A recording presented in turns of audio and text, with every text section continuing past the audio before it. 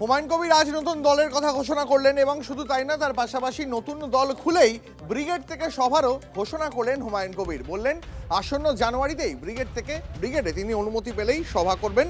শুধু তাই নয়, ব্রিগেডের ওই সভা থেকে তৃণমূলের রাজনৈতিক মৃত্যু ঘণ্টাও বাজিয়ে দেব হুঙ্কার দিলেন হুমায়ুন কবির। এই কোনাল ঘোষ আবার বলছে ক্ষমতা থাকলে ব্রিগেডে করে দেখা। হ্যাঁ কোনাল ঘোষ, হ্যাঁ মমতা ব্যানার্জি, তোমাদেরকে আগামী জানুয়ারি মাসে আমি ব্রিগেড ময়দানে সভা করে দেখাবো। তোমাদের রাজনৈতিক মৃত্যু ঘণ্টা সেদিন বাজিয়ে দিব কলকাতার ব্রিগেড। পারলে হুমায়ুন কবিরকে রুখে দিবা।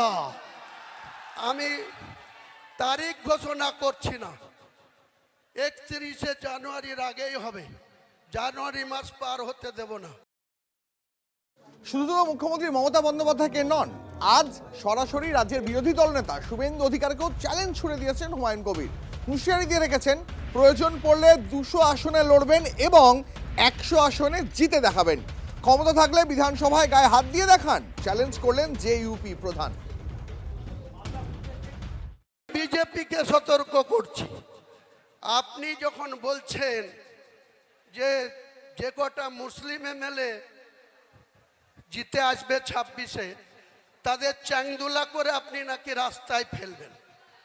আমিও লিডার অফ দ্য অপোজিশনকে চ্যালেঞ্জ করছি, আমরা জিতে যাব এবং অধিকাংশই আমার দলের যদি 200টা সিটে লড়ি, 100টা সিট গ্যারেন্টি জিতে যাব। সেখানে হয়তো 70 মুসলিম থাকবে, 30টাও হিন্দু থাকবে। আপনার বাবা শিশির বাবুর ক্ষমতা থাকলে আমার গায়ে হাত দিয়ে দেখব আপনি কত বড় পালোয়ান। বাংলার মেদিনীপুরের ছেলে, আমিও মুর্শিদাবাদের ছেলে। আমাকে এক আঙুল দেখালে আপনাকে 2 আঙুল দেখাবো।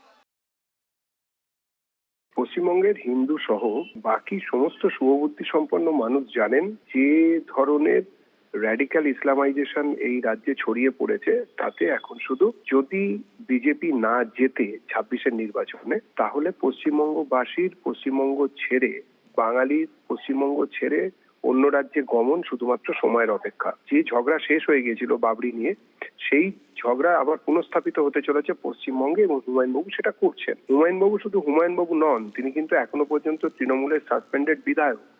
তিনি বিধায়ক হিসেবে সাসপেন্ডেড নন, তিনি দলীয় কর্মী হিসেবে সাসপেন্ডেড। এটা পুরোটাই তৃণমূলের চক্রান্ত। হুমায়ুনের এর আগে সব দলই ঘোরা হয়ে গেছে, মনে হয় না খুব বেশি কিছু করতে পারবেন। হুমায়ুনের নতুন দল তৈরিকে কটাক্ষ সুকান্ত মজুমদারের। হুমায়ুন কবির নতুন পার্টি খুলেছেন। এর আগে ভারতবর্ষের সব কটা পার্টি তার মোটামুটি করা হয়ে গেছে, কংগ্রেস থেকে শুরু করে তৃণমূল থেকে শুরু করে বিজেপি পর্যন্ত। দেখা যাক উনি কী করতে পারেন। আমার মনে হয় না খুব বেশি কিছু করতে পারবেন, এবং আমার যেটা মনে হয় ভারতীয় জনতা পার্টির লড়াই, পশ্চিমবঙ্গকে রক্ষা করার লড়াই, এই লড়াইয়ে ভারতীয় জনতা পার্টি আমরা লড়বো। আমাদের সাথে যে থাকবে থাকবে, যে থাকবে না থাকবে না।